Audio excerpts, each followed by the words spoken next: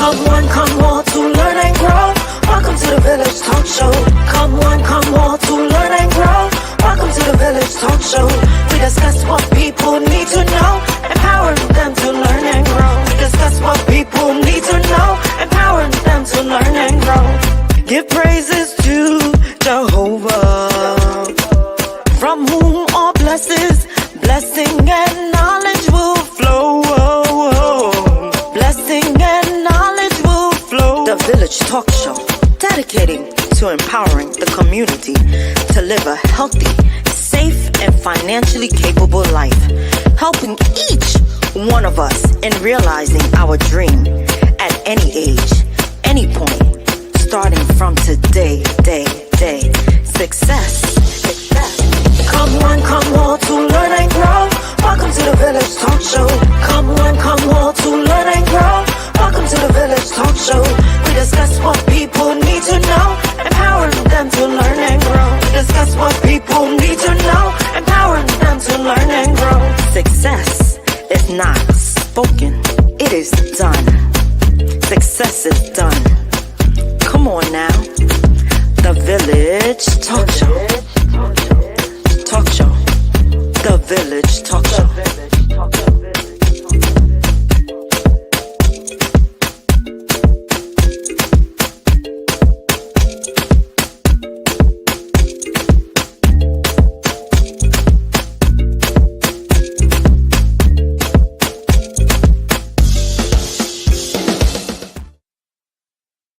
All right. Grand Thursday to everyone. Real exciting for a couple of days. Is really excited to be here with every one of you. I am Roderick Daly. I am your host. Join with me, our executive producer, Andre Doman, our co-hostess, Dr. Joanne Bryant. Thank you for watching, sharing, participating in the Village, where we are dedicated to empowering the community to live a healthy, safe, and financially capable life through education, helping each one of us to realize our dreams at any age, at any point, starting from today. Where success is not just spoken, it is done. Dr. Brian, let's start with you. I see you have a little bump in the hair. You got your hair up today. It's not down. What's going on? You feeling a little frisky today? Is that it? What's going on? How you doing? It's always good to feel frisky, baby. How are you? Yeah, good right. Evening. Yeah, right. You feel frisky. Yeah, I'm doing okay. Doing okay. Well, good evening, everyone. It is great to be back with you all on this fabulous Thursday. Wow. Can you believe it? We only have 2 more Thursdays, this and next one, and the June season begin. Countdown to June, baby. That's all I'm thinking about. June, birthday month. Excuse me. I don't know about counting out to June for people who have to work through July and August, right? Not because you're in education and you might get a few weeks off. You are don't have a few weeks off. What are you talking about? I have graduation, big graduation happening. Well, you're gonna spend some money. That's your problem. That's what your child is turning 18. So a lot's happening. I'm like, whoo. I hope that you plan to get your son some birthday gift and a party and get him something to drink. There's no drinking. My daughter's having the party. My son don't want no party. I hope you have your son something to drink, right? No, he's gonna have some soda. No, he can have some Baileys. He's 18. You're such a damn. I would hate for you to be my parent. It's okay. You sound like my actual parent. It's all right. You know, if I have a glass of wine, my mother thinks I'm an alcoholic. A glass of wine. That's exactly what she thinks. I'm an alcoholic with a glass of wine. Apparently, you follow along with my mother's fan. Andre. What's good? Dr. Brian. Hi, Andre. Hello, everybody. Dr. Brian, terrible parent. Yeah. And I'm glad Tracy's not on yet to come tell you how much of a great never parent. Ever say I'm a terrible parent. Terrible parent. Overprotective. Yeah. Andre. What's good, everybody? Whatever you do, right? Don't follow parenthood from Dr. Bryant. Whatever you do. Hey, I'm not getting into that. I'm absolutely get into that. I'm listening to you all. Talk Andre, trash. I know I asked you a question, how you doing, but before we do that, just want to send a belated birthday shout out to our Stillwater counterpart who are a part of our sponsor, our partner, Felicia Cawthon. It's her birthday this week. Felicia! She turned the big 5-0, and I'm putting it out there because it's in our group chat that she turned the big 5-0. So happy birthday to you. So Andre, I wanted to say something about the big 5-0, but let's go back to Andre. How you doing? I'm doing good, man. Welcome. How's everybody doing? Good to be here. Good to see another day and just really being thankful. Amen to that. And you know what? The season yesterday was it felt fabulous. Today is feeling good.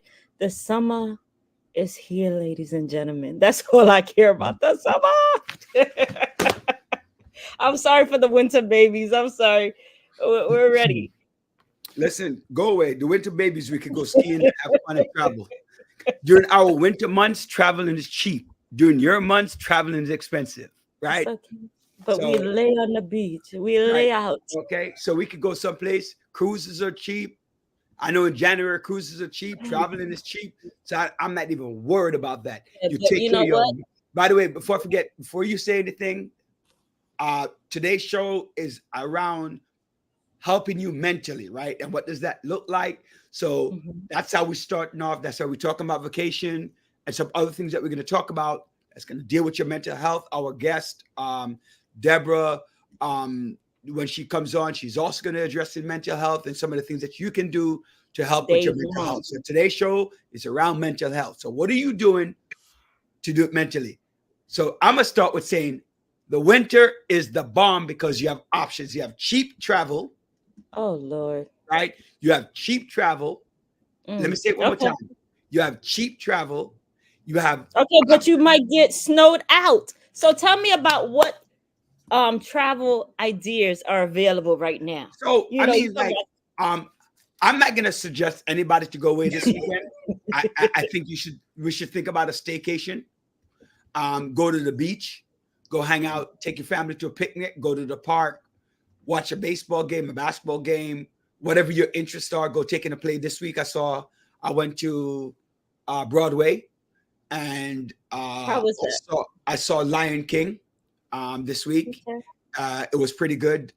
My son plays baseball, so we get a chance to go to baseball. I'm actually traveling to go to baseball this week. But there are a lot of things that we can do. The upstate New York, which is not far. You have Bear Mountain. You can go on the mountain, go camping. You could go to you could go log.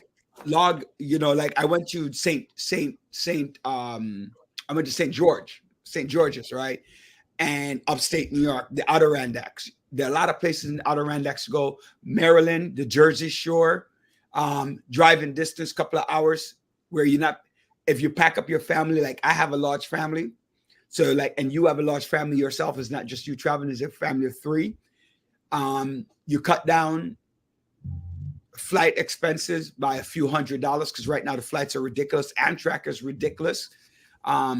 So you jump in your car, you drive 3 hours, you fill up 2 tanks of gas, food, you book your hotel on Expedia or one of those sites, and you go someplace next to the beach, go hang out. Don't do very far because when you come back on Monday night, Sunday night, the traveling is expensive. So ideas, Jersey Shore, Maryland, DC area, Virginia Beach, upstate New York, the Adirondacks. If you're into camping, if you go into White River rafting, if you're into bike riding, those fun things, just walking around.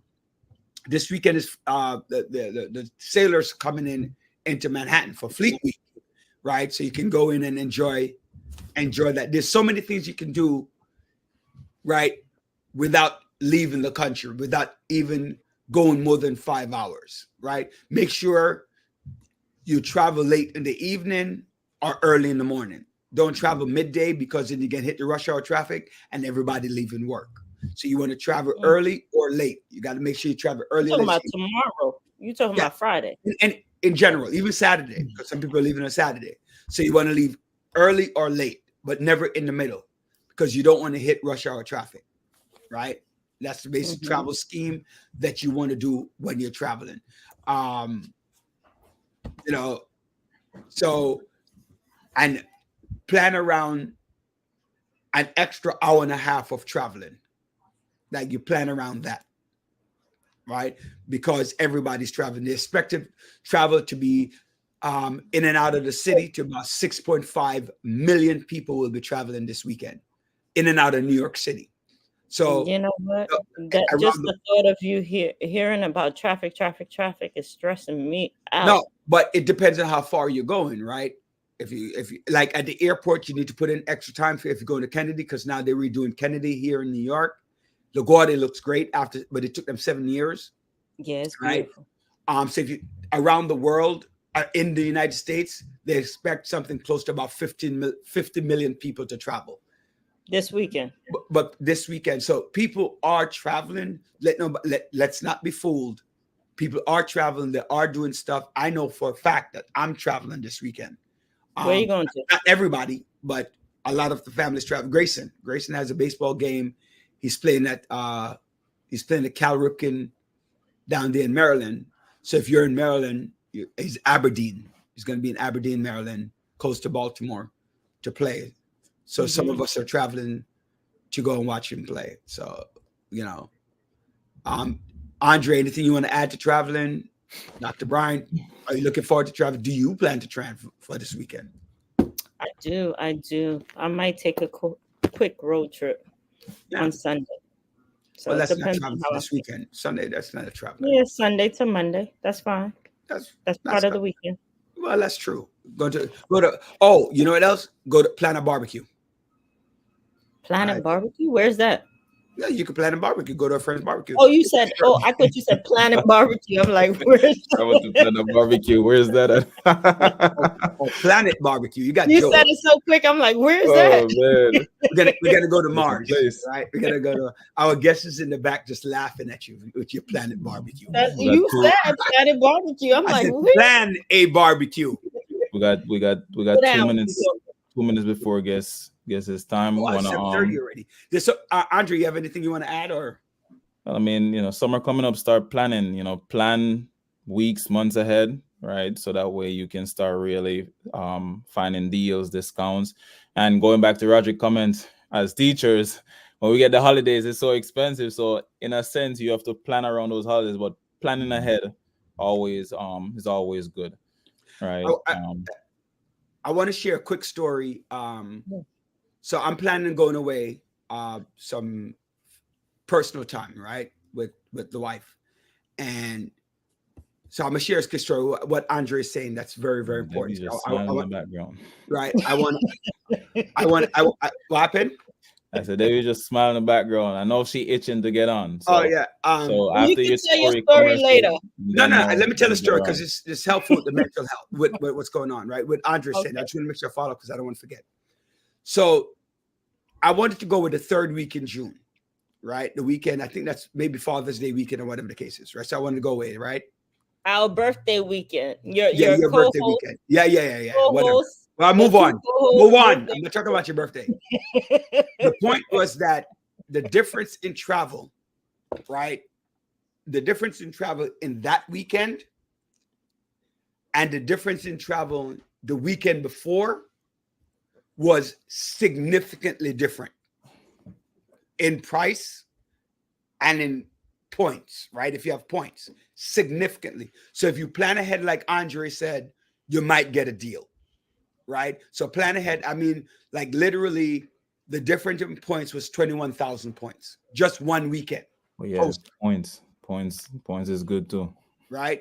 One weekend closer. So I'm just telling you guys, Andre, it's not wrong. It's not like you don't know you're going on vacation. You already know. So make the plans. Start preparing. We're going away for another thing and we've planned already. The same ticket, $800. Right now to fly, the same ticket that we bought at about 50% of that price. So it's important. Let's bring on our guest. Planning is important. And plan, what is it? If you fail to plan, you plan to fail. All right. Hold on. Commercial first, and then we bring the guest on. Not a problem. All right. Let's go.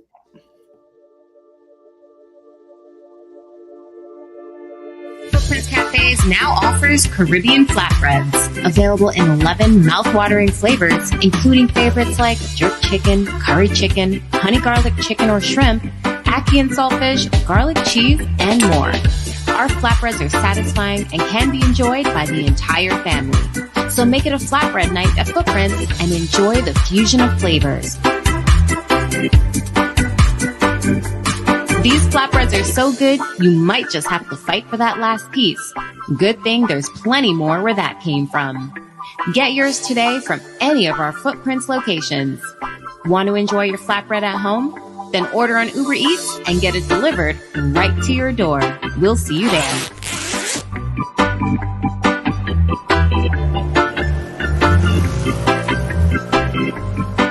Call Howard Housing Solution today for all your real estate needs. Sellers, we can get top dollar for your home, and our vast network of professionals can facilitate your move and help you purchase your dream home in another state. Buyers, we have a pulse on the market and can get you in a home quickly.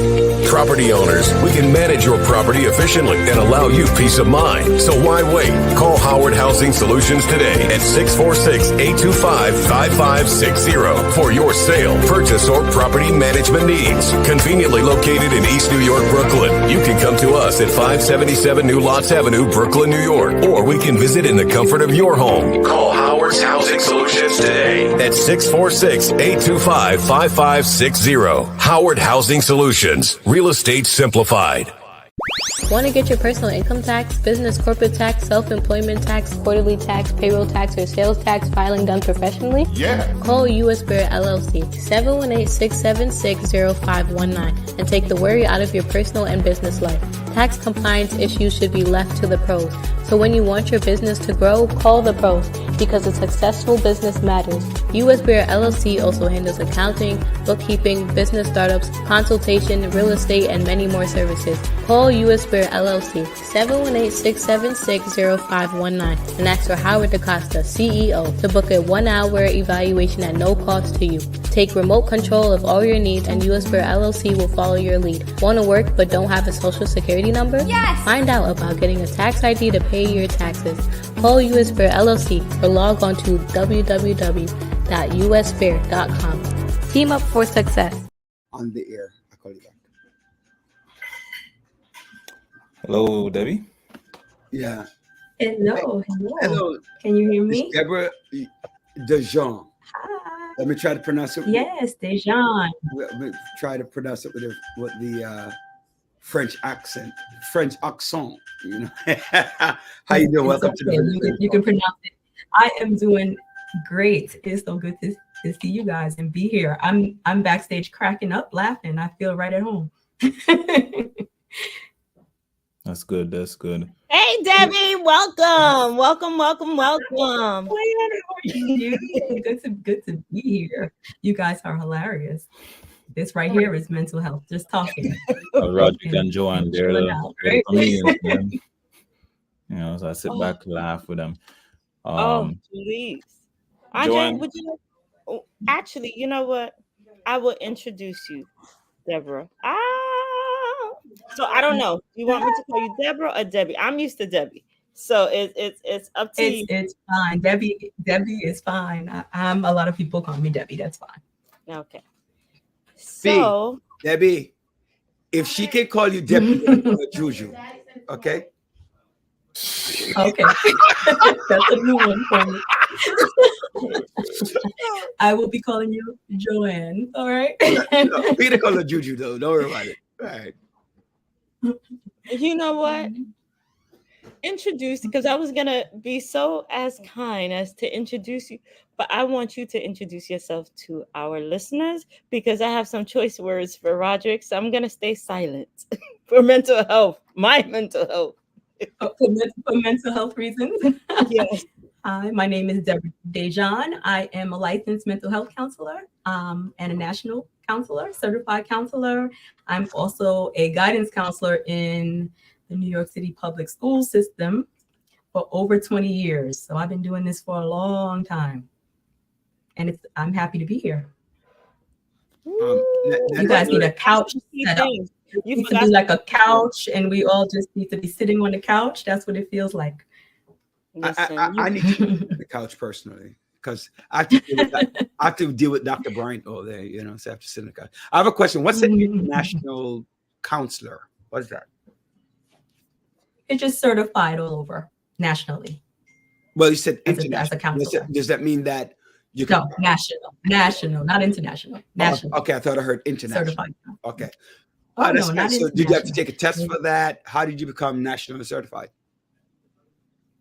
Well, you apply for it, but to be a licensed mental health counselor, you have to take an exam. And then to be national, you just basically, you pay and you have all your credentials already. So you have to be a licensed mental health counselor first before you can be, of course, national.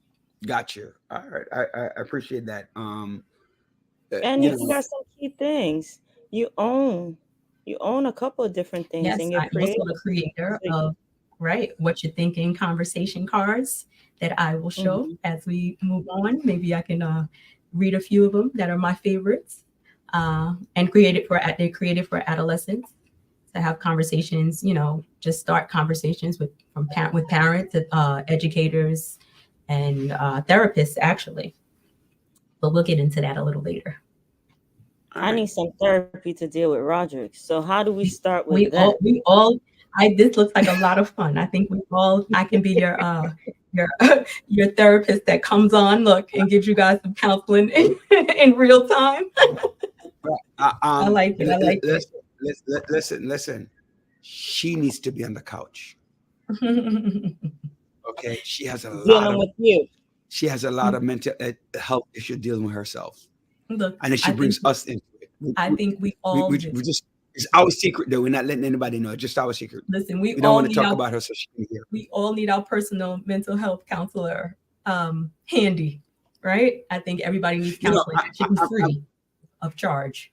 I'm glad you said that, right? Because a lot of times, I mean, let's be a little bit serious. A lot of times we talk about this a lot on the show, and I have to give kudos to Dr. Bryant, right? This is her baby, right? It's her baby. Not that none of us on the show value mental health, but it's her baby because she brings it up regularly because we have to take care of ourselves, right? And a lot of times people look to us for that relief, right? And we often ourselves, because we're so used to people relying on us for support, we don't often think about that we might need mental health. We might need that support as well. And there's more questions, but I'm gonna start with the easier question, right? Which is, what inspired you to get into the mental health field?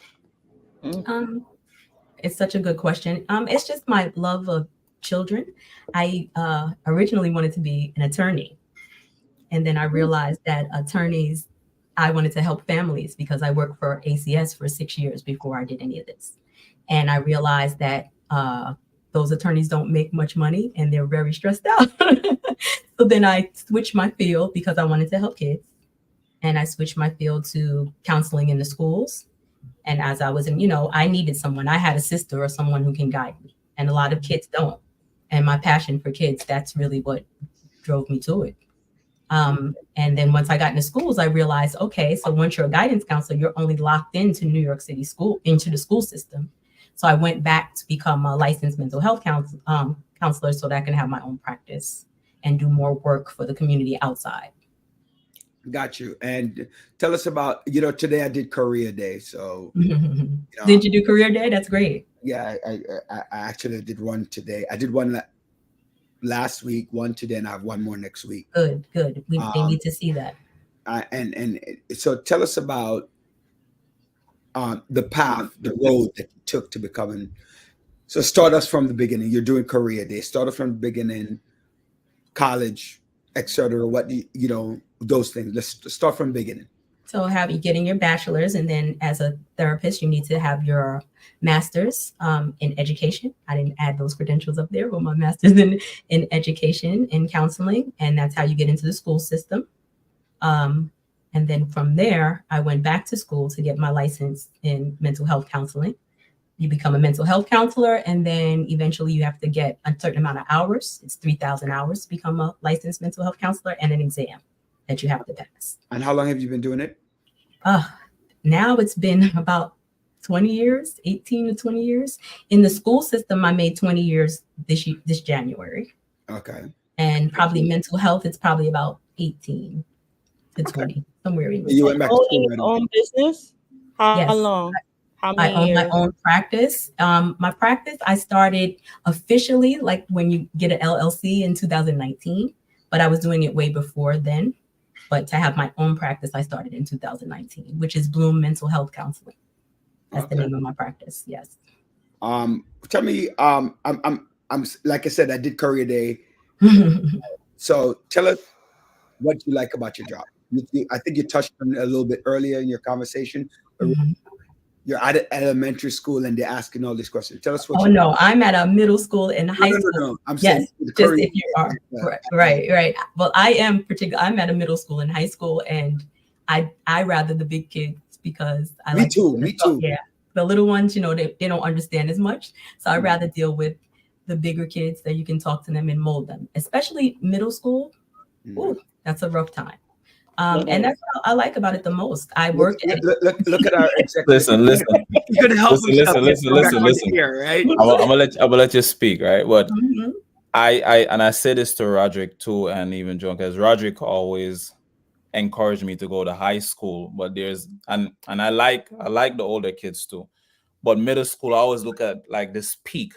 There's this peak really, and the molding of them is like sponge in a sense, really, and I would look at it as myself as one of those who are battling the opposition in a sense of the direction that they're going. That's right. Because at that age, really, when they get influence, that influence carries on for a long period of time. Not to say that you can influence the high schoolers, but there's the psychology that's happening in their mind, their development is so different versus middle school. So that's why I love middle school, Rajic.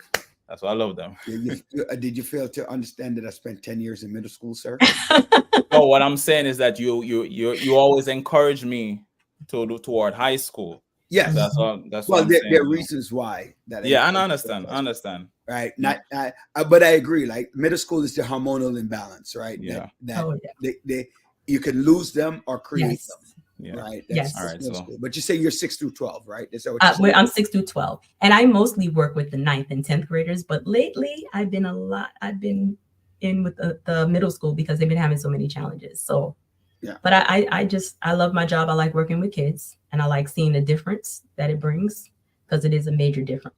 I wish I can do more within the structure of the public school system, but this is why I got my license outside so that I can practice and help more people. Because you're still under the structure of the public school system. What are some of the challenges that you see right now with some of the kids? And I know, so that parents out there could pay attention to some of the challenges or some of the trends that you're noticing that we should be aware of. Oh, definitely. There's so many right now. It depends on where you are. I'm in the heart of East New York, Brooklyn, which is, close to Brownsville, and it's one of the harder school districts. I'm seeing a lot of the main thing is kids smoking marijuana and vaping. The biggest challenge I would say is that would be my number one. I'm talking about kids from 6th grade and up. And what are some effects from them smoking? What do you see after they smoke? How do they act, or what? As a result, they're sleeping. First of all, your brain is not fully developed until you're 25. So people don't really know that you're not fully developed until you're 25. So using these vapes and things, they don't know what's in it, the chemicals and the things that it's causing, and this is not marijuana. We don't know what's in these things. The fact that they're even selling them in every corner and they're selling them to our kids is disgusting, and nobody's really stopping it. But the issue that I see the most, like I've called the edibles and things like that. I've called the ambulance a few times for students who heartbeat is racing and they are sweating. And some people, you know, if they have other mental illnesses, if they have anxiety or they struggle with other things, I've had kids on the floor hysterically crying from doing an edible or vaping. They don't know how much is in this stuff. They don't have a good understanding of what it is. And it's pretty scary. So parents, please look out. You don't know. Sometimes you don't know what they look like. I have so many vapes that I collected over time where parents didn't know what that was. If you're not aware, they're in these bright colors. They can look like anything, you know. I wish I had one to show. Yeah. They just had a report this week about how many seniors and adults actually overdose in the gummies, the edibles, and things like that. So now saying it from the adult version, to hear about the kids, if adults are overdosing in that and it's having a serious effect on them, then you know the children is even worse. So behavior is part especially of it. Major. You don't know what's in it. You don't know how much you're taking. You can't tell, especially with the edibles. You know, they put them in the brownies, they put them in, and then they sell them to be marketed to the kids. It looks like candy, right? So if you're thinking you're having a gummy bear, they're just popping them. Where do and they then it takes time for it to kick in. A regular corner store, the smoke store. Where can you get it from? The smoke shop. There's so many in the area I'm in, and they just open another one. And I watch kids go in and out, and I'm going. They're not supposed to be letting kids buy. I just realized I'm muted. I want to say something about the smoke shack. I want to address that immediately. Ladies and gentlemen in the audience that are listening, I've gotten, in my role outside of this CEO host of the village, a lot of complaints about the smoke shops. I want to make sure I want to be clear. But what are you? Because Debbie don't know, and some audience members might not know who you are beyond I didn't want to bring it up. I just want to bring up this point. I'll bring it up later. Okay. There are 2,800 illegal smoke shops in New York State.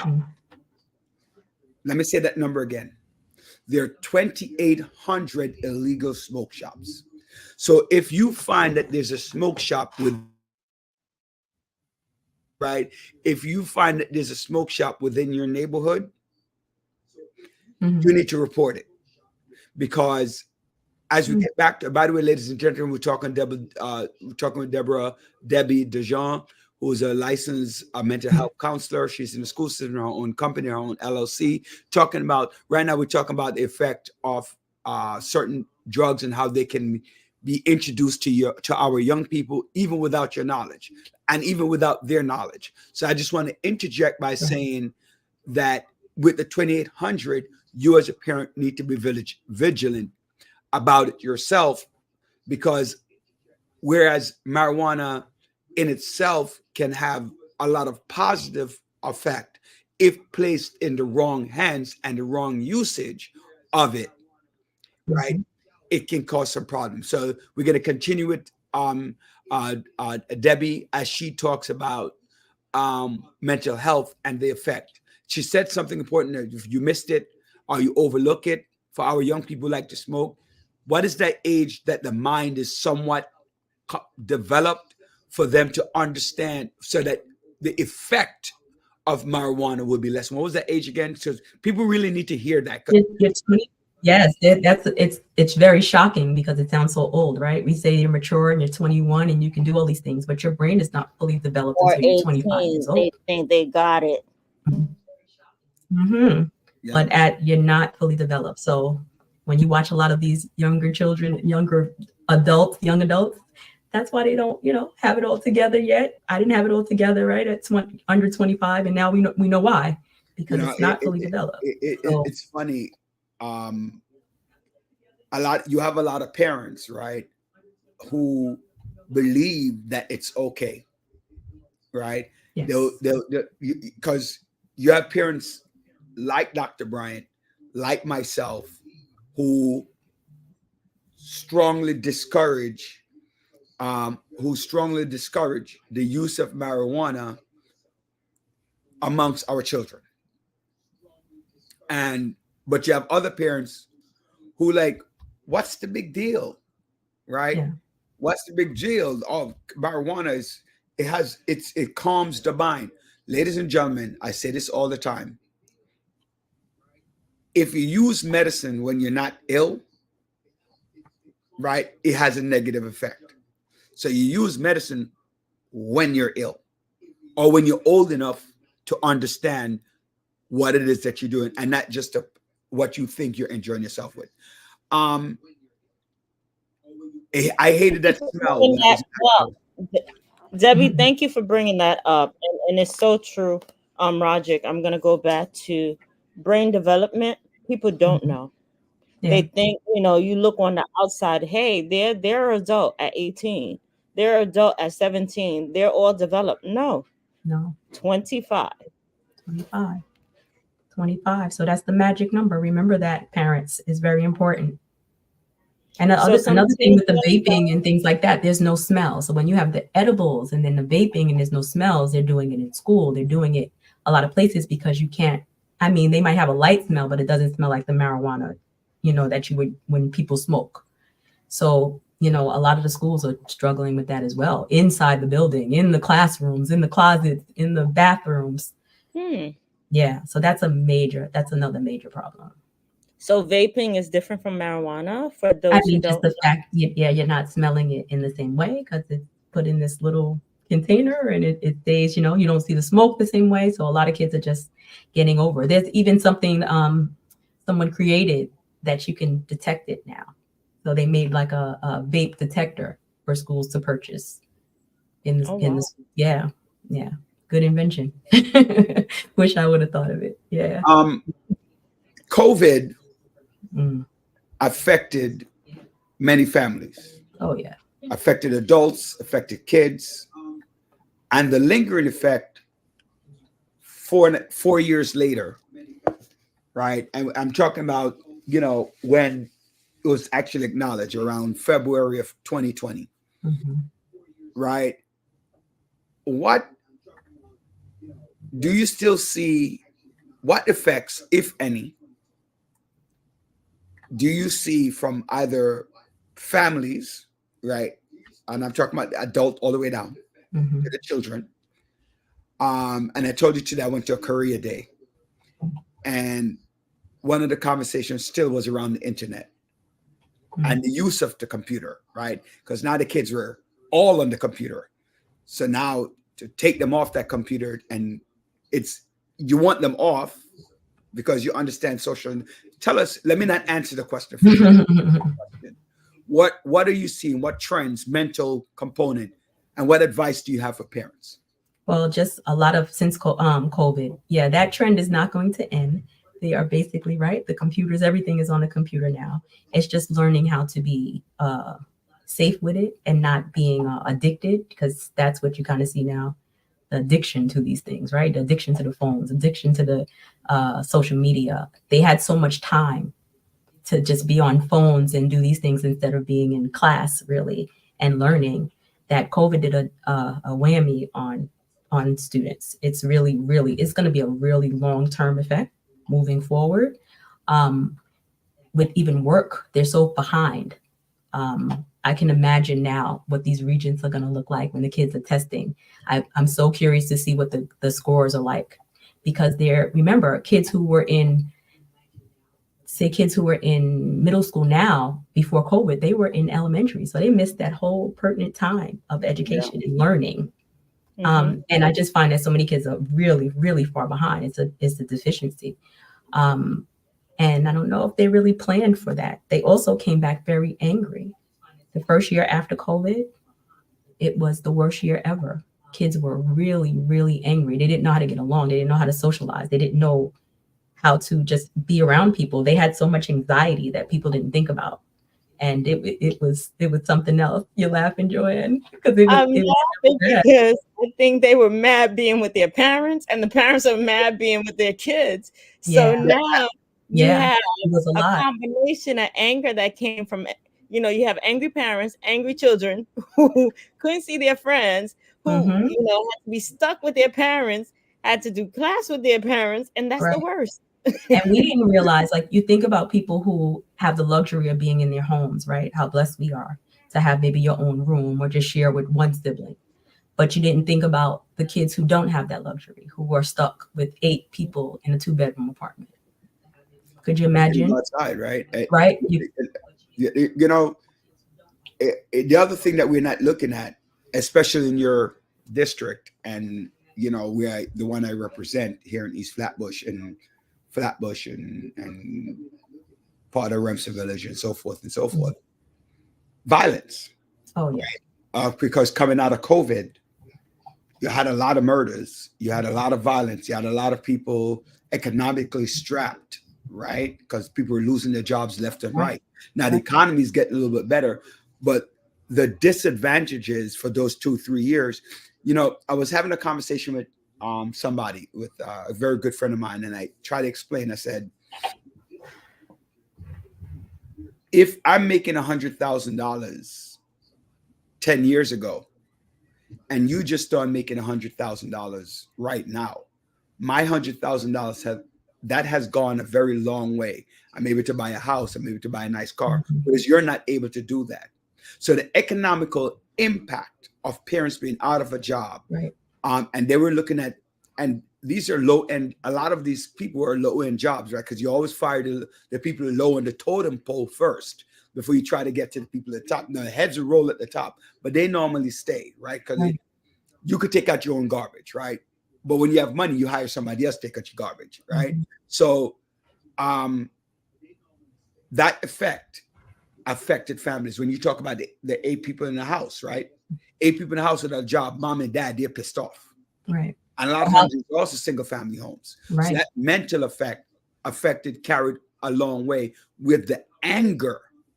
Right. And you know what? You said something. Middle schoolers can't explain that anger. They just know they're angry. They just know they're angry. Because remember, anger is your primitive response. Yes. Anger is your basic response, right? That's why when you're not emotionally developed enough to explain other emotions, that's the point of teaching mental health, right? There's other things besides anger. You're frustrated, you're hurt, you're sad, knowing different emotions. And our kids at that age don't know that. So they're coming back from COVID. All those feelings were wrapped in one. They lost grandma. They might have lost grandma and grandpa. A lot of people, those essential workers, were their parents. Yeah. Right? In my family, for me, right, me personally, that was the height of my sickness, right? My audience already know that I have cancer. That was the height of my sickness. I could see I lost an aunt, right? I lost an aunt. My wife lost an aunt. She lost her brother, right? All coming out of COVID. Now, my kids were affected by that. Imagine those kids. Right. Or seeing mommy and daddy in an event, and the image of seeing, even if they survived, right? Seeing mommy and daddy, grandma on that ventilator, can't breathe. You can't say hello. You can't go in. Why? But I spent all this time with grandma and grandpa. Why I can't go in the room, right? That effect. Not being able to say goodbye, not being able to have a funeral, not being able to have so many things. It was so many things that affected their mental health. And we're all still struggling. You can feel the effects. You can definitely still feel the effects of it. Yeah, you know, I remember having to explain to my children, you know, what was going on. And I remember June of that year, I was in the hospital for close to a month. Right. I remember it because I went in on the day of my wife's birthday. And I stayed through the entire July. And that time, my brother-in-law, he didn't die of COVID. He died of something else. And then I began to see people dying around me. And I just, like you were talking about, you know, what's the family and stuff like that. What do you say to a parent as a counselor? You're having this conversation. They're looking to you for answers, right? So tell us about some of the things that you want the parent to think about, right? Because it's never, your answer to me is never the answer for Dr. Bryant. right? Your answer to Dr. Bryant's never the answer to our executive producer, Andre.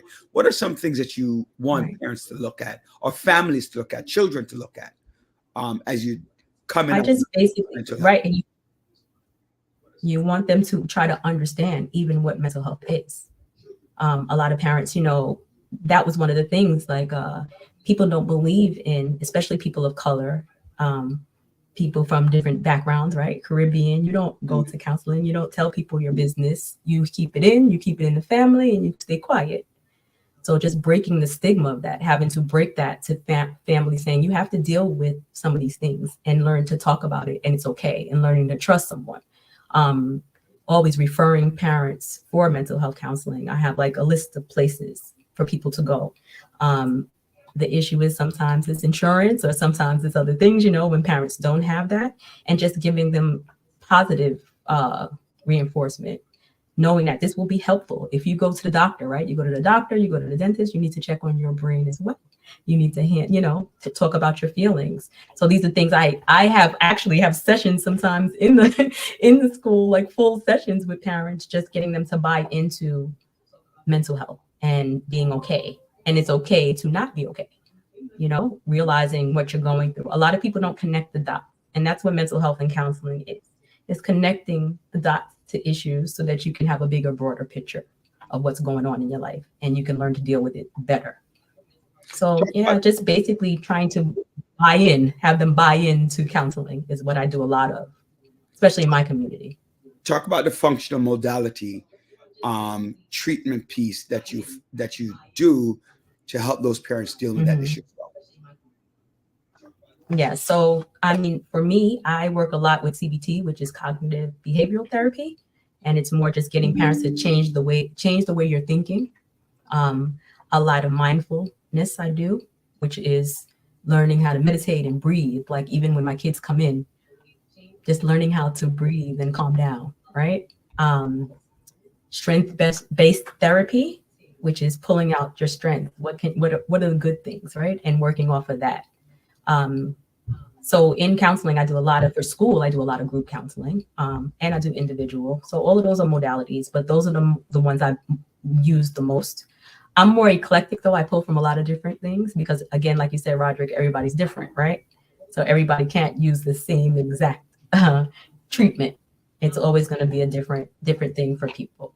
So it all depends. But even in the school, we created a wellness room so that when kids are upset, we took a closet, put lights in there and a big cushion beanbag chair and aromatherapy. And we have my cards actually are in there for kids to go in and play. We have games in there, but it's small and you don't understand. We put a little bit of music on, like meditation music, and the lights are dim and you can see the wonders. I think every school should have one. How kids can go in, they're allowed to leave class. They can get a pass if they need a minute and stay in for 5 to 10 minutes if they need to, and just sit. And you can see how they calm down. Teachers are welcome. Anybody's welcome to go in. So little things like that, right? Those simple things that you can do just to relax and learn how to gather your thoughts.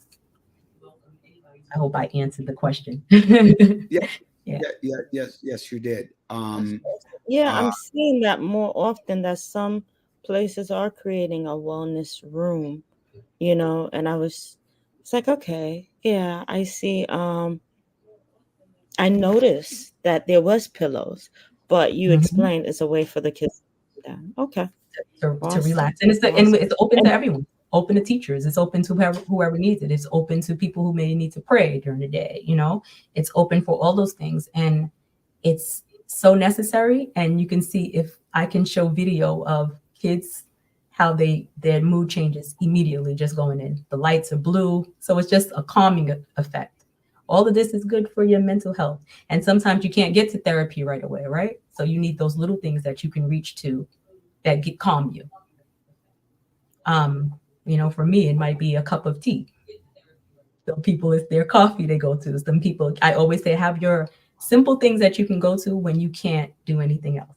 If you need 5 minutes of quiet, sitting in the car, not playing music, all those things are definitely good for your mental health. And little ways that you can, just tips that you can use to calm down. meditation balls, like you have those squishy balls that you can do roll in your hand, right? I use those all day for myself personally. But a lot of times after COVID, that meditation, the wellness room became necessary. Yeah. So very quickly, how do you come up with some of the conversation cards that you came up with for kids? Well, I Can you show it? Yes. I know I didn't have a place to put them on. So these are the conversation cards. They're 100 cards in a deck, and they're made for kids, adolescents. I put an age, but what I'm finding is I shouldn't have had an age on it, because what I'm finding is that some kids are a little more mature than others, because I made them for adolescents, but I'm finding even younger kids are fine with it. So I came up with the concept. Maybe I can leave it back here so people can see it. I don't know if that's too far though. Yeah, that's kind of far. How about you just reach? I feel like Vanna. I feel like Vanna Black, right? My cards.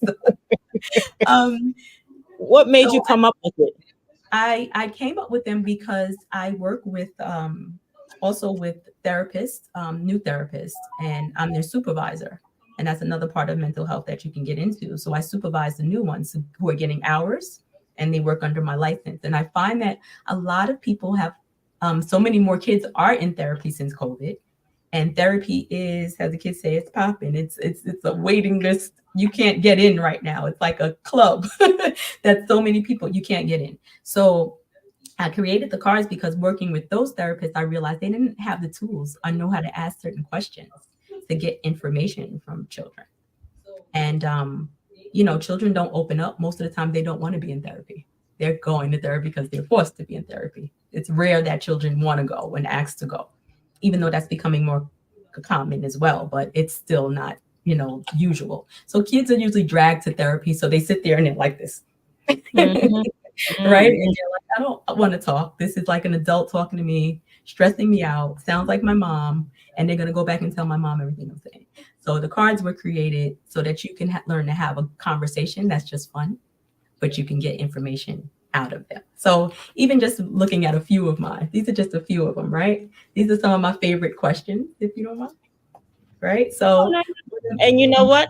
I agree with you. You should have never put just adolescent, because I actually shared it with a couple of my colleagues, and it works well with restorative and even adults. Switch it out a little bit. So as restorative circles, they mentioned that, this will work with restorative circles, because a lot of schools try to figure out, hey, what can I use? It's not just a circle you just get around, but you can use strategies and to certain support tools. Culture in that school. And so parents, parents have a hard time, but I do agree. But I put, this is the first edition, so I feel like there would be many more, my adolescent edition, but it's not necessarily adolescent. It can be used for anyone, like you said. Some of the questions, I had one question, like it says, in what ways does your parent or guardian let you down? Wow. Right. Now, picture playing that with your parent or guardian. You can get so much information from that, right?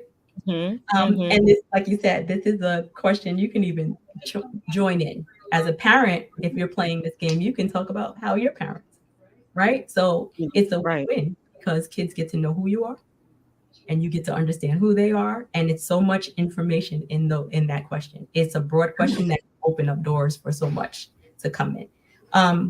This was a good one for me. So it says, do adults automatically deserve respect? Do kids? Because we come in a generation, right, where you say you just are spoken to and the kids are not supposed to speak, but kids don't feel like that anymore. Especially in the Caribbean, right? It's like, you don't say anything, right? It's being fresh. So do kids deserve respect? And a lot of kids are speaking up about that. The adults, deserve respect automatically, even if you're not giving it. Yeah, the Generation Z's, Generation YEX, all of them. Right, it's different. It's very different. Here's another one that says, what do you do when you get angry? So that was kind of the question you talked about, right? They just know anger. What do you do when you get angry? How do you respond? A lot of kids come in and go, oh, well, I did that because I was angry. I said, that just having an emotion doesn't give you the right to do anything you want to do because you're angry. So they're teaching moments. It's good for parents. It's good for educators. It's good for and therapists.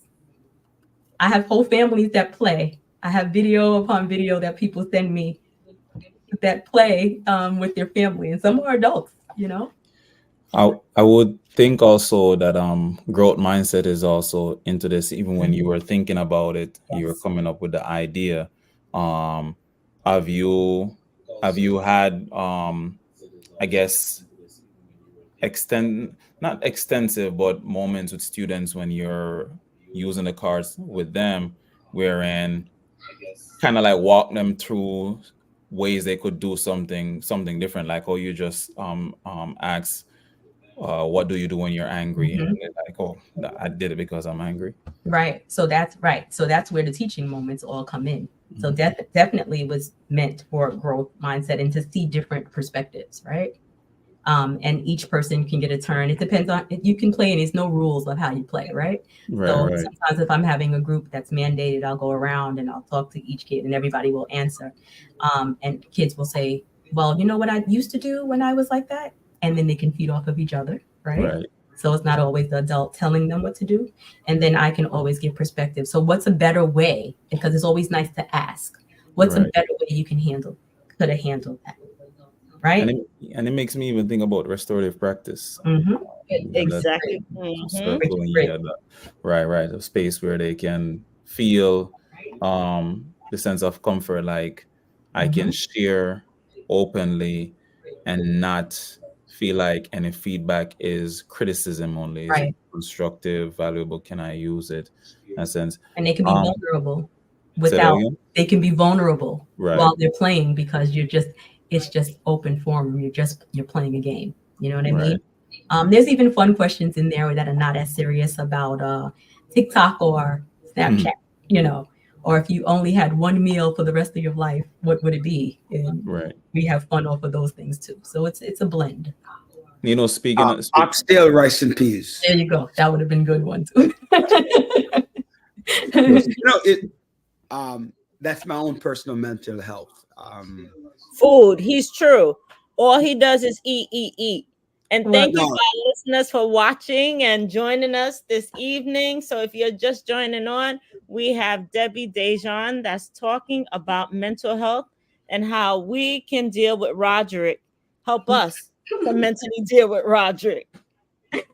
You know, I say jokingly about the oxtail, rice and peas, but on a very somber, sad note, that was my sister's last meal.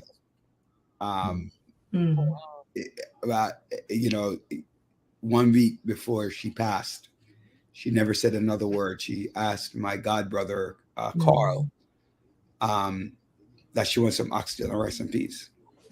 Rice and peas. And that was her last comfort food. Yeah. And it's ironically funny because when my sister just came from Jamaica, her favorite food was dumpling. So she came up and she's like, I remember her saying that in 1984, exact, like I was 12 years old and she was 5. And actually, she wasn't 5 yet. She was actually 4 because she was turning 5 in a couple of days. And she goes, I don't eat rice, I eat dumpling. To hear the change, like she goes, I want oxtail and rice and peas, because I don't know about we didn't eat that in the West Indies. Nobody ate oxtail. Nobody ate oxtails in the West Indies. We ate like chicken, pork, and whatever we were fed. So the whole, you know, and you hear your last meal, and people think of different things, right? Like, and what is it that they want to eat? But the question becomes, why is that important? I mean, I shared my story. This is why it is important to me, right? Or why maybe it might not be my meal, but when I think of it, I think of why it would be important. I like how you throw the questions in, because I believe that you're allowed to think, right? You know, you think about your parents, you think about yourself, you think about your own ideology, right? And it doesn't matter your Mhm. age. No matter what age you are, you have an ideology. It might change the older you become because your life experiences have caused some changes, right? And as you get as old as Right. myself, or older, you might become a little bit more rigid. But as you're younger and you begin the process of thinking, and again, goes back to Andre's and your point, right? Why middle school age is so vital and important, right? Because that's the molding period. It's funny because I have a question in there about food and what's your favorite food? If you can only have one food for the rest of your life, what would it be? Right. And just things like that that get people to talking, right? Yeah. So say we were in a session and someone said rice and peas and oxtail, and that might bring up something for another kid, Yeah. right? Say that had a similar situation like yours. And then look how that broadens. Okay, so this is how you remember your sister, Yeah. right? Every time you eat this is how you honor her. So many other things can come out of that conversation that you would be surprised where it can go. Yeah. So that's the point of just sometimes it's just plain simple question, but it can go there, which is it's great. So it gives them a chance just to open up about so many topics. It's so funny. I listen to kids playing without me in the wellness room. Sometimes my kids are just picking and they're laughing and joking, and it's nice to hear them having a good time. And they were like, "We love these cards." And then to say that a Black woman, I created those, and they're like, "You created something?" You know, they're amazed that you could create something. So it's been really joyful. It's been great for me, and I can't wait to make more. You know, This is one of just the the positive relationships I had with my students was making them understand that I was them. Like, again, I refer back to Korea Day today, right? I was like, you know, I was 9 years old too, you know, and I became 9, then I turned 10, then I kept going until I got to 52, right? Really? And they're amazed. And then the other thing, like I like to remind our students, hey, you know what? We all have problems, right? Everybody has a problem. My problem is not your problem, right? So for me, it might be my hairdo, but for the person who's hungry, they don't care about the hairdo, right? To the person who, you know, fights in school, kids fight over a chair, right? They fight over a chair, and you sometimes you ask, why would a student fight over a chair? And then you realize they're home, and at home we talk about the 8 kids, and you don't have a chair. Exactly. You don't And have you're anywhere to always sit. fighting over a So finding seat, your own right? space. Yeah, right. You have your own space, and it's hard for them to conceptualize. Hey, you could have any chair you want, right? It doesn't have to be that one, but you could sit there, and they're not used to it because they don't have anything. Right. And so we begin to the process of teaching. We just have a couple more questions for you. One of them. Wait, Go before ahead. you say a question, I appreciate the fact that you created cards that's lighthearted, but also very powerful. So not only can a therapist pick it up, but a parent could pick it up. You know, hey guys, let's have some talk as a family, and Right. say, hey, let's sit down and just have some fun, so Right. that you know I could discover what's hidden or what is happening behind the scenes from my kids or anyone else. You know, Exactly. That was the purpose. And I appreciate that. And you have been such a big supporter of them. Joanne has my back, which I love. And I totally appreciate that. But that is exactly the point, because sometimes you don't know what to ask. I'll tell you this. Jalen and Araya, my niece and nephews, were here during the summertime. They live in Florida. And we were playing the cards. And the 7-year-old, she's 6, 7, she enjoyed it because she wanted to talk. Yes. So many times kids just want an opportunity to share what's happening, and they don't have that opportunity. Maybe not at school, maybe not at home, but just to be heard. Just to be heard in a fun way, right? And especially for the young men, I find that boys are not taught to speak and open up, right? So you have to find creative ways to get them to talking. The girls will always kind of talk unless they're just naturally quiet, right? But the boys, I find that they enjoy it as well. But you know what? I appreciate it because research just recently, I was hearing that a lot of our young people, Black, college students are creating, they're committing suicide. Oh yeah. Oh yeah. And why? We don't have, it's unfortunate, but if we could reach them, then maybe they don't have to. Right. And just for them to see that connection that, hey, you don't have to go that extreme to be heard. That's right. And so many people, even again after COVID, the numbers have went up. I just had a former student, same thing, young man who went to the school, star basketball player, decided to jump in front of a train. Yeah. So Wow. yeah, and just the mental health, and we're planning on doing something in his name. It's disheartening to see how people are struggling and not getting the attention, or feeling like there's no other way. To feel that bad to want to jump in front of a train. Could you Did imagine? that just recently happen? Maybe it's about a month and a half ago. Oh, wow. Yeah. And this is more and more that we don't even hear about. Right? Yeah. That's And the problem. this is a family. I had all of his siblings. They went through my school. So yes, there's more work to do. There's different cards to make for these things, to talk about suicide, to talk about all these things. This opens up so much because it's just asking, how are you feeling?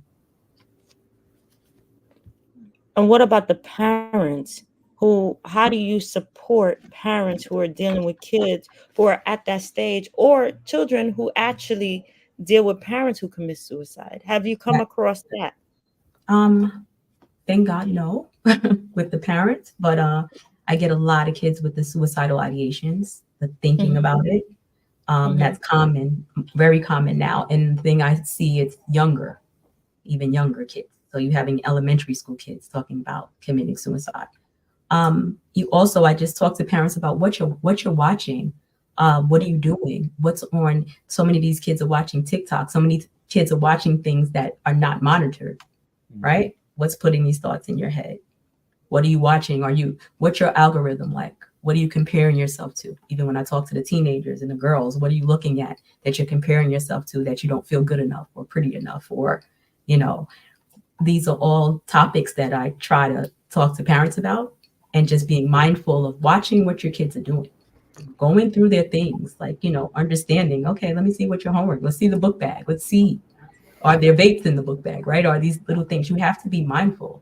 You have to look and kind of search and ask questions. There's a lot of questions, and creating a rapport with your children. It's important. If they have no one to talk to, or they feel like they just don't have anybody, this is where all these thoughts come from. Or is mental illness in your family?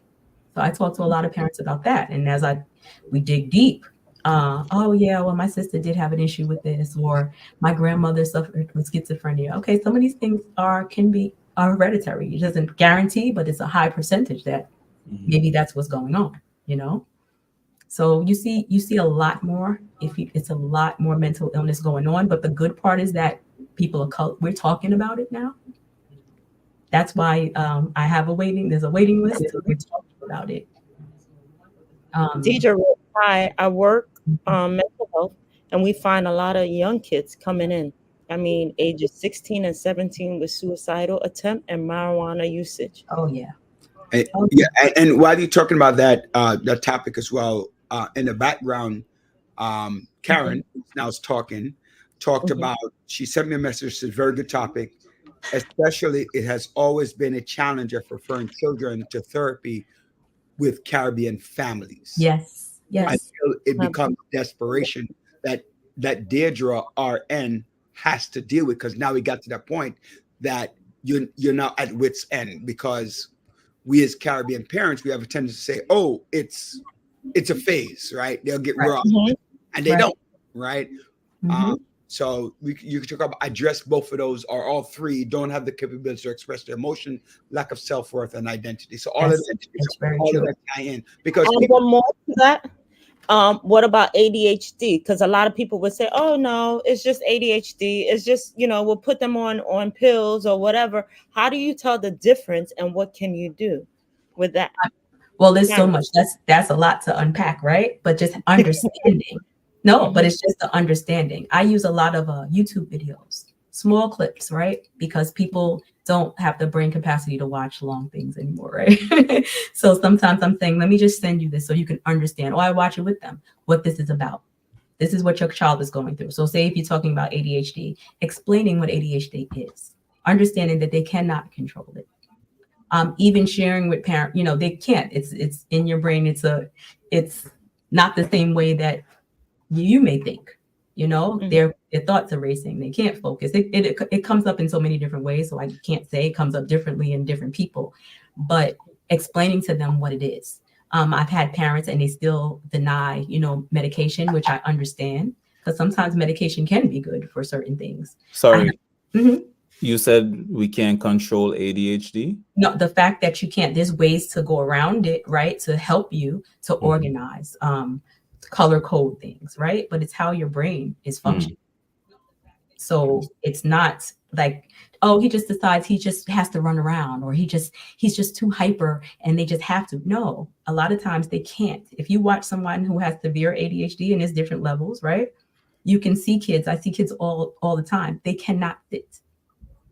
They're sitting, they're fidgeting, they're moving, they have to do something. I have kids who are brilliant. It has nothing to do with, and I tell parents that you're intelligent.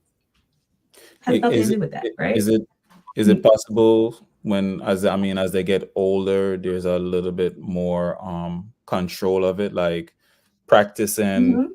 I'm wondering in a sense of being disciplined or practicing habits over time as you get older, as an adult. And that's what we teach parents. You know how to different ways that they can manage it. Right. There's different ways to manage anything. Right. And some things are such behavior that you're so used to doing. So that's why the therapy comes in here. Not just necessarily medication, or you don't want to do medication, is maybe changing the foods that you're eating.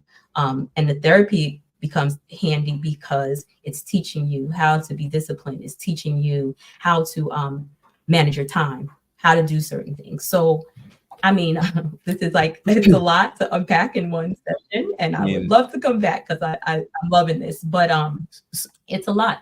But it's basically teaching people about mental health, what this means. It's not that you're crazy. You know what I mean? People come in and say, I'm crazy.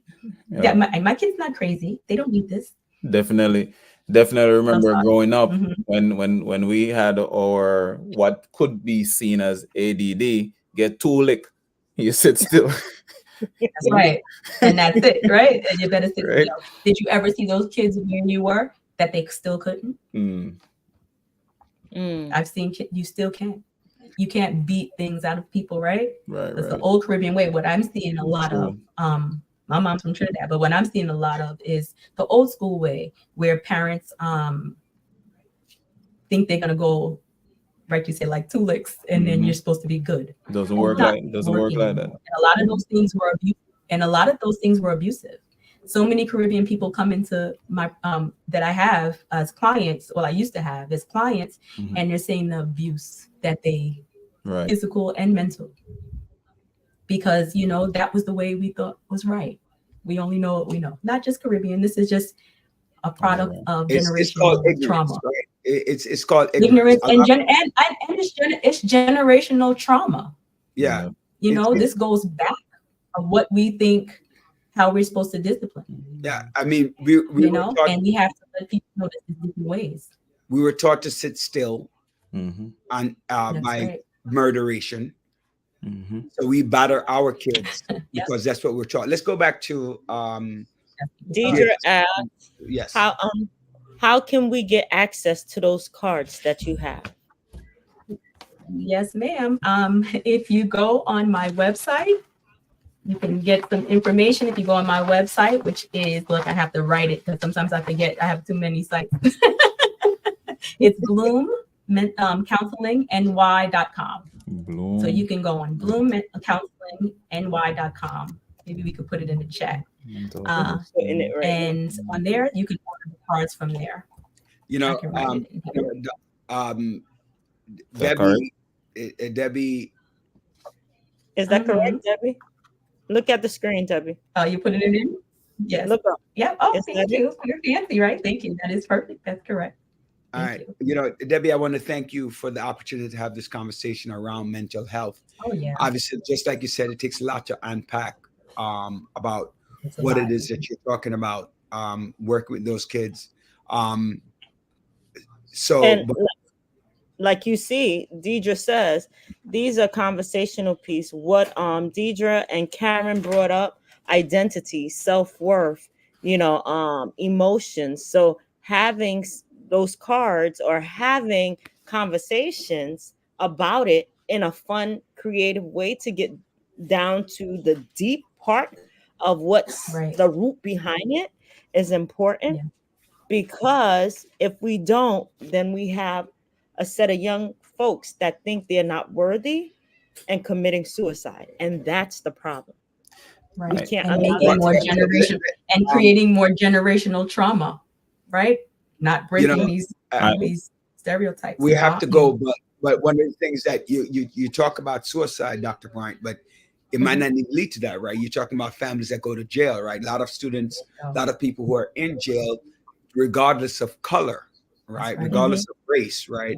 Has to do with mental health, right? Or some form of issue mentally, right? And we know that because it has been studied, right? So, and the trauma that has a long-term effect on a family that doesn't have a mother, that doesn't have a father, an important uncle, an important aunt, whatever, whatever role that person, a role model, right? That you look up to. Look at right now with P. Diddy, right? You find out that he's abusive, right? And like what kind of that has a lot of people who looked up to him, right? Who idolized him, right? I mean, at this point, even the mayor is thinking about, I mean, I'm not diagnosing him. I don't know him to diagnose him. But from what I see on television and what I see in the media, you sense that there are issues around being abusive and mental health, whether it's something that he grew into, something that was not addressed when he was a kid, something that we thought was okay. So the long-term effect and the issue that how it can affect other people. That's right. Generations. Right. So I'm sorry. And I realize you have Bloom Mental Counseling. So it's no mental. It's just Bloom Counseling NY. There you go. I realized that's a good point. I realized the error because when I went to it, it wasn't. It doesn't pop up, right? I'm looking at the mental in there. Yeah, right. You can also follow me on Instagram at Bloom Mental Health Counseling. We do thank you for, and actually also thank you for being prompt because you were able to come back on and hear some things you were talking about. And as Dr. Bryant, she tortured me as usual. So I want to thank you for that and thank you for the opportunity to hear you at least for a little bit. And for those of you, please go to her website, become an instant Instagram follower, and hear some of the things that she's talking about. This is important. So thank you again, Doctor. Again, I'm going to call you Doctor. No, doctor. So you know. No, you know what it is. Let me hold them up again, guys. Look, this is what it looks like. And just Rudy, did you sign up for mental yeah. Oh God. So I want to say, Debbie, show the cards again. Yes. I'll have you in the spotlight. My nephew who's in Florida logged in because he was one of the I see already. I can see my phone blowing up. It's going I appreciate it. I appreciate it. So my nephew who's in Florida, he said, hey, I hope you guys are okay. But he's logging in. He's one of the players of the card, just so you know. I love it. And give me some feedback. Jalen. Feedback. Okay, this is my first. You heard that. Give me some feedback. So this is my first endeavor with something like this, creating something for mental health. And I want feedback. Congratulations. Congrats. So I appreciate you guys. Keep doing this good work because these topics and these things are so important in our community. We have to talk. So I really appreciate even just being here. Thank you for the invite. And I'll be back anytime I am asked. Definitely. Yeah, I appreciate you guys. Thank you so much. We're waiting for version 2 for especially for Roderick. Yes. Tracy Bell said, "No, for it." I see they're asking him to sign up already. Okay. Yes. Thank you so much. Thank Appreciate you guys, Debbie. and have a Thank you, great Debbie. long weekend. Yes. All right. You Enjoy. too. Bye bye. Bye-bye. Roger, you muted. Pretty sure you wanted to say something. Tracy, I thought we were friends. I appreciate it, right? I thank you, Tracy. And the funny thing is, I thought of you too, Tracy, that you need some mental health yourself, right? So we both need, because you have some, when you get mad, when Tracy gets mad, right, you just get out of her way, like just move. I'm bad, but she's worse, right? Right, Miss Bell? All right. Love you too. So let's kind of like hit on the market stuff real quick, and Yes, then we'll go to the please next thing. do. That's So for a lot of our listeners. Go. yeah, so last week.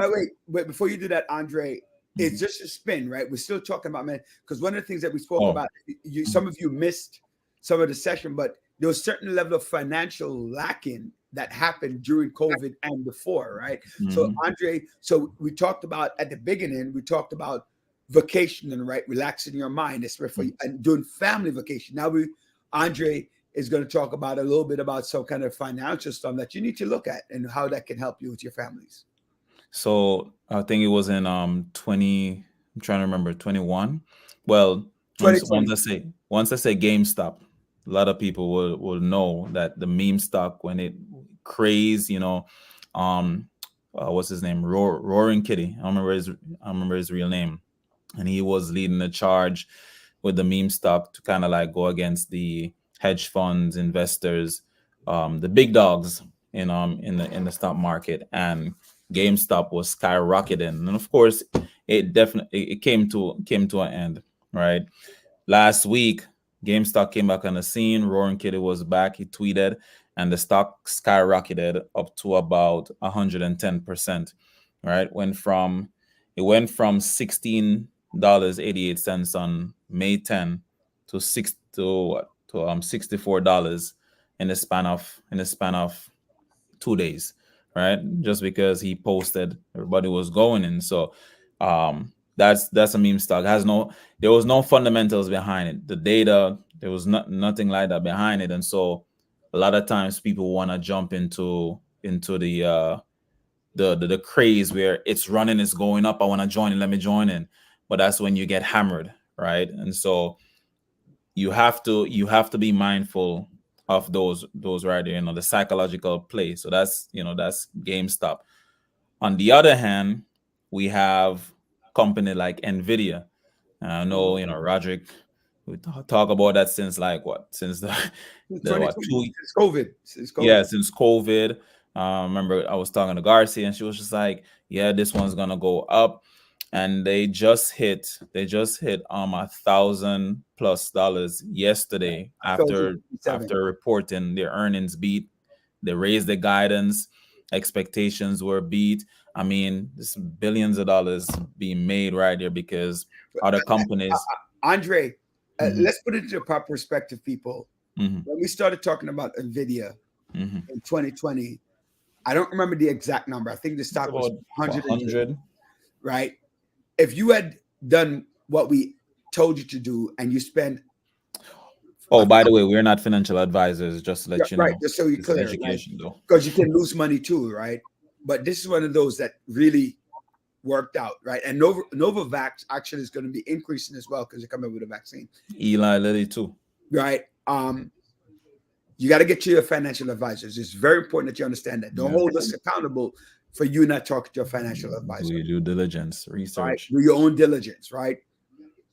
If you bought 10 shares of that stock, just 10, you'd have made $9,000+ and then some, because it's over that period of time. So you're looking at, I can't do the compounded math or whatever the case is, but the raw number is that you would have made over $9,000 on 10 shares. So that's just something that's what the good side of the stock market, right? Is the good side and the number of stocks. Anyway, just I give it an idea of how the stock market works. So the last thing, the other thing I want to say too, really, is that fundamentals, right? Data, right? And even in education, we talk about data. We use data to help us evaluate where students are, and then now instruct. And so it's the same with other things like the stock market, or even if you're in real estate, you always want to use data, right? See where the data matches up with whatever it is that you're investing in, and then you give it time, right? You may put a $10 here, you may put a $50 here, and you just have to be patient. And so the patience itself, when we think about our mental health itself, people will see the money going down when they invest it, panic, and sell, right? And so you don't want to do that. You want to really stay in there. But it's also, if it's a good company, and Nvidia is a really great company. I mean, this is a semiconductor company. We think about chips and leading the AI charge. This company is leading the AI charges. So we think about ChatGPT and all those other things. So look into it. You have Microsoft, you have Apple, you have Google. Those are some other companies that you can look into. But Nvidia really blew it out of the park yesterday, right? Year to date, 115%. So, look out. Their guidance has been raised. Next few years, gonna continue running. One thing that you like, we always tell you to diversify your portfolio, right? So every time we talk about diversifying your portfolio. And what does that mean? Like, you don't necessarily want to invest all in technology. You don't invest all your money in technology. You don't invest all your money in travel. You don't invest all your money in different areas, right? So, because again, you're going to go insane if you lose all of your money. But if one stock is going up, another one is going down, your financial advisor can advise you of such. Like, one of the fastest way to become wealthy and rich is through the investment in the stock market, through a gradual increase over time, right? So the other way is through real estate, right? So, and both of those are risky markets. That's why you have to make sure that you have the right education about it. It's like gambling, right? You don't, or loaning money, right? You don't loan what you can't afford to lose, right? Wait, I have to push back a little bit on that, because I've been doing this for so long. Gambling is when you go in there hoping. Right? No, wait. What I'm saying is, I didn't get it like that. You're right. Okay. What I'm saying is, like, when you gamble, you spend $300, right? And you're saying, I'm good in. I know exactly what's going on. I know the scheme. Yeah. And I'm probably going to win, right? Yeah. The hope, you're hoping. Right. With the stock market, it's a little bit more, right? It's a little bit more. You have more research opportunities at your advantage, right? That you can use. It's not, one-on-one betting. Like, I'm going to bet Andre and dominoes and I'm going to beat him, right? And I'm going to bet $300, right? I'm going to bet $300 against Andre because I'm a better domino player than Andre. That doesn't mean that Andre won't beat me, but Andre is not necessarily going to bet $300, or if he bets $300, he's doing the hoping thing, right? Whereas I'm not really doing so much of a hoping because I play dominoes and he doesn't. So in a game of 100, I'm more than likely going to beat him a lot more than he's going to beat me. Okay? So it's the same thing with the stock market. Analyze what you're doing. So we talk about Nvidia. Many years ago, we talked about stocks that are splitting, right? Why some stocks split and why some stocks don't.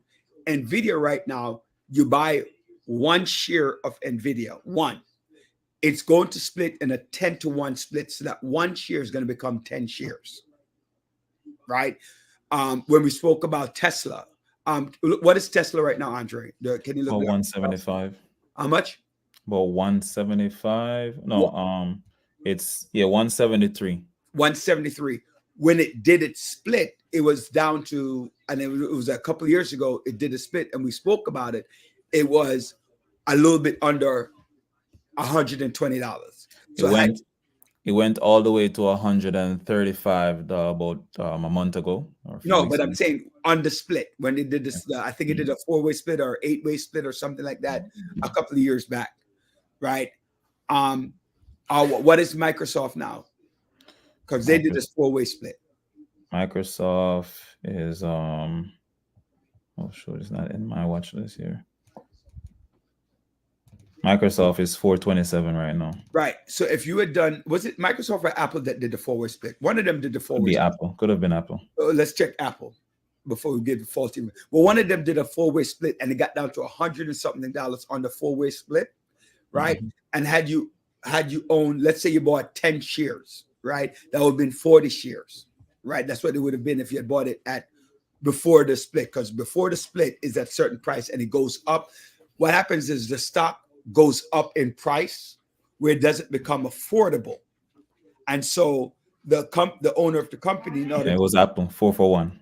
yeah, 4 for 1. It So, was Apple and what is Apple share now, right? So 186. 186. 186. So if you had bought Apple 10 years ago, 5 years ago, 10 years ago, or 5 years ago, you'd have paid a certain amount of money. On the four-way split of Apple, now you own 4 shares, and it was at 121 or thereabouts, a little bit over 120. That means that you'd have made about $80-something so far on your share, and that's not looking at dividends and not looking at interest and not looking at the fluctuation of the market, right? Tesla, same thing. Tesla did a multiple splits, right? Tesla was up to, I think, $3,000 at one point. So if you had bought it young, one share, when it did the first split, then it did a second split, you own a whole lot of shares, and now you have a whole lot of money. Just like we talked about with the Bitcoin, right? So even if you own it, Bitcoin is still, I think I looked it up a couple of weeks ago, Bitcoin was still on the rise. Andre can look that up. I think it was on it's on our watch list. It's Bitcoin as well. Louis Vuitton Moet. It might have leveled off, but if you had bought it when we told you, you'd have made money. The air travel, you'd have made money. Not all the stocks. There's some stocks that like Plug, that massively collapse. But if you diversify the portfolio, you would not have feel the effects of Plug, because your gains on the other stocks would have been significantly greater. So do your homework, do your research. A lot of us have kids going to college, put that money away. I always talk about not investing in a bank. Your bank is for saving. Savings account is 3 to 6 months.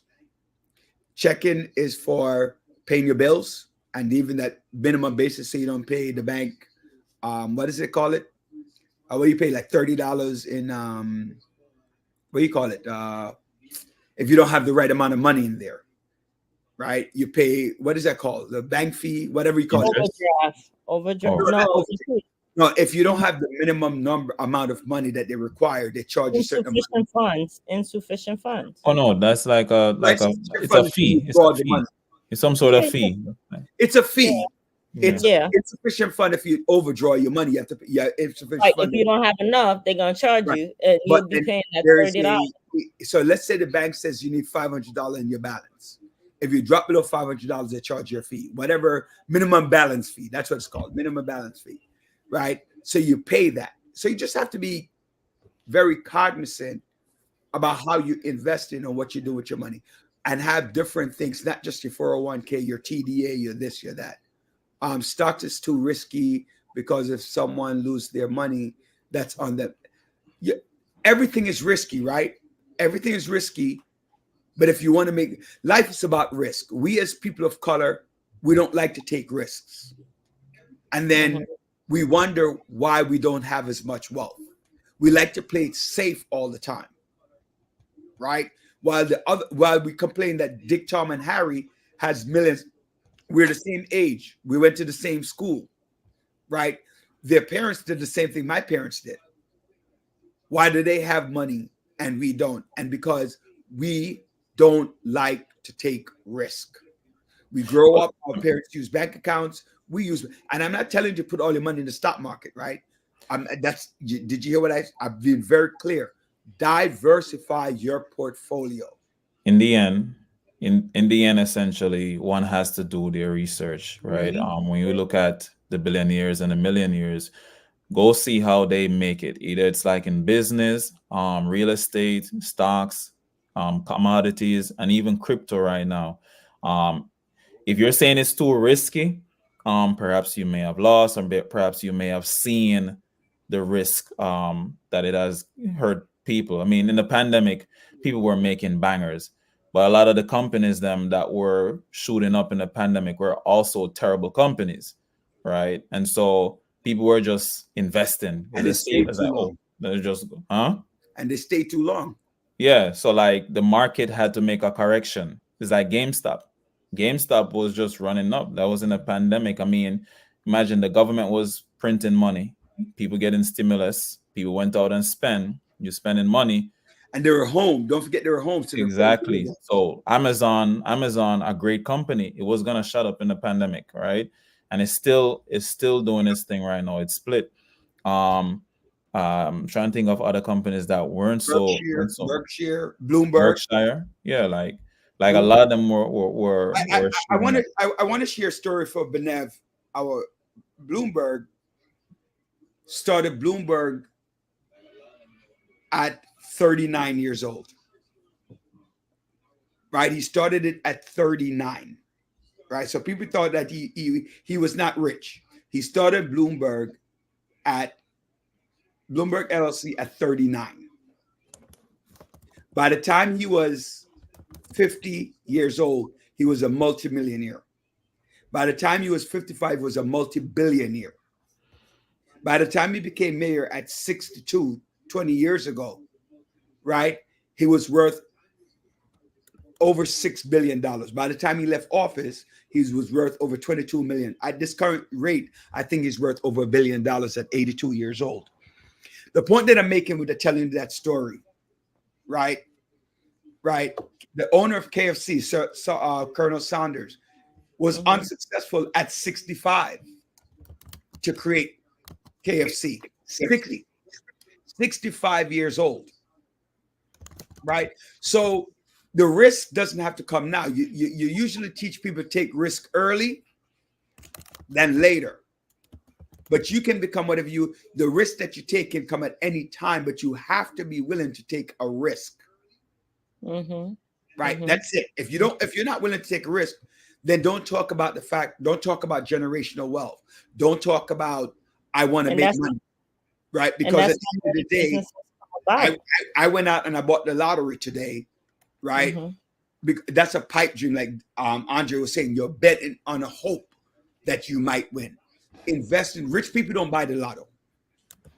Okay? Well, right. Extremely rich people don't buy the lotto.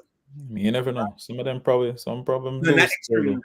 The extremely rich don't buy the lotto. But yeah, because the money, I'm saying probably some of them do, because I mean we don't necessarily know. But when you look at how they're making their money, man, they could look at what's his name, Meta, Zuckerberg. That man can just roll out of his bed the next morning, and his net worth goes up 2 billion. So it's like they are not doing much, but we consuming their product, consumerism. We're helping them get rich. But like we say, in the end, you gotta do your own research. Get a financial advisor, learn it, and there's risk in everything that you're gonna take on to make money. I just want to add one thing. None of us here, right? None of us in this platform is going to tell you how to make $1 million a year. We can tell you how to move towards it, right? What are some things that you can do to move toward? And we are also doing some of the things that we're telling you about, right? Whether it's real estate, whether it's investment in the stock market, whatever it is, right? So we're looking at gains and losses. So like I could tell you up front, right, that you're not going to make money certain ways and you're going to make it in other ways. I know that factually. You're going to hurt if you become a landlord. You're going to get hurt with renters, right? Especially in New York City, right? Where now they want a person can stay in your apartment for up to a year without paying rent, right? So that can happen, right? That's an investment loss, right? The mortgage and stuff like that. So do your research. Like Andre keeps reiterating, like we're reiterating, we are not that we're not financial advisors, but we're not the know-all, be-all financial advisors. That's somebody who is licensed, certified, that you go to the bank and have a conversation with. Not necessarily the bank, but a financial institution. Or you do it yourself, right? There are many people who have decided that they're going to buy and share their own stock because they're doing their own investment. There are people literally who quit their jobs and literally watch every day the stock market and do their own investment, because now you're learning how to do that, right? Learn to do what you're doing, learn to do it well. There are a number of topics. We only have a couple minutes that we want to talk about. The one thing, big thing, P. Diddy's in trouble, right? Man, he's in trouble. Another lawsuit. After that video came out with him kicking Cassie, he just had another lawsuit. He apologized for it, but I think the apology is. It wasn't to her. It's to the audience. Yeah. I don't think he's sorry, right? I don't think he's sorry. I think he's sorry he got caught. Yeah. Denied. You know, it's like I tell my students in class, are you really sorry that you were talking? Because as soon as I tell you stop talking, focus on your work, I turn around, you start talking. You're sorry for the moment, right? Right. And you know what she responded? She said that, she hoped more people would believe some of the victim when they say that they are abused. And it's true. Yeah, it is. Another person take a video and reliving what you experience over and over again for people to finally believe you. You know what? Ironically, as we talk about mental health, right? Imagine what she has to live through again as the victim. Yep, watching that over and over again. I wanted to say that earlier. Every media outlet, right? Mhm. Every single one. CNN, which is seen by millions of people, right? But she has to own it, right? She has to own it, like become that advocate of. And I tell people all the time, most crimes don't happen from random strangers. Most crimes and most negative behaviors happen from people that you know. We hurt the people that we know the most, and not people that are strangers. Like we commit crimes within our own communities or within a short piece. That's true. Also, like today, I was reading about 3 people who actually got indicted. They're going to be spending life in jail. A business partner that went wrong. One of the individuals was working. It was I can't remember, an Asian individual who had a partner. He went his separate ways, started his own business, and because of jealousy and anger about that, he asked his nephew to commit a crime, and his nephew actually hired people to kill him. He died in 2019, and they found all of them guilty. They'll be spending life. But was it worth it? Because you got upset. That's your competition now. So, like you just mentioned, some crimes is from people you know. So be careful who you have around you. That's true. There's so many things happening. We got like 1 minute. Check it out. Check out things that are happening around you. Giuliani, he's now, they found him. They serve him and his co-conspirators. They served him on his 80th birthday. They served him on his 80th birthday. The Trump was caught in a couple of lies. But also this weekend to thank, and remember some of our veterans during this time. It was a severe sacrifice, but they did it to fight for freedom. Absolutely. Our bling bishop is going to jail. He is in jail. He's not going to jail. He is in jail. Okay. No, well, going to jail. Bling bishop being Lamar Whitehead. He was found guilty of stealing people's money. I hate bringing up things like that because it makes the church look bad a lot. When you have people who do things like this, that's why I don't like to go to churches where the pastors have $500 shoes. It's like I don't like Creflo Dollar and those other people with their own private planes, like you're using the money Are you really preaching the word of God? Are you preaching? I don't have to go to church. I know a church needs money, right? Because it's a 501c3, and 501c3 are run on funding from its members. But when you ask, you know, and you utilize church members. But anyway, let's we don't have any more time. But so wait. I appreciate the mayor for acknowledging that the police department needs some more training on mental health. Yes. To end on that, we appreciate you, Mayor, for recognizing that and for possibly doing something about training police officers on, and that's something we mentioned a while ago. Some of the we need, instead of just going in with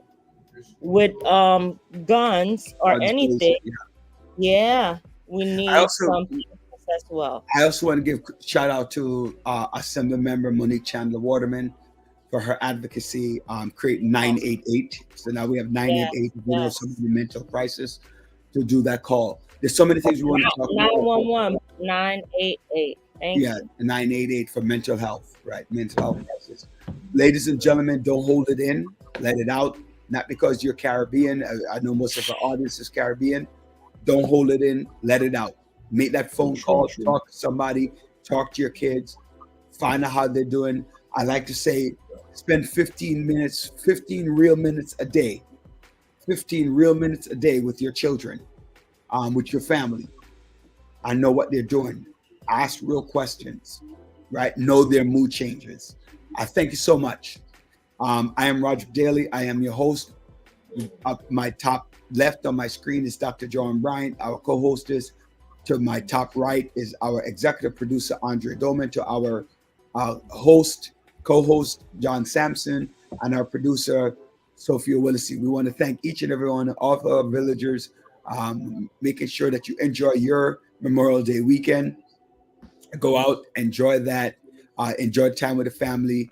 I don't care what you do, but do something. Just don't stick around and continue doing the same thing, because you're going to have the same results.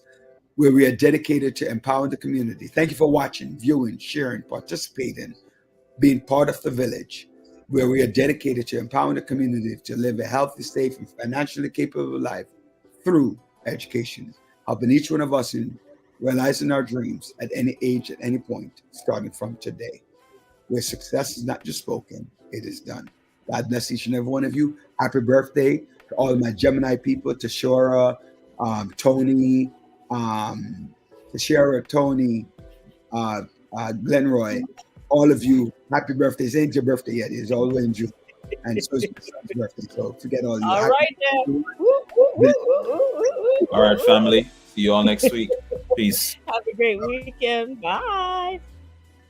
And do your homework.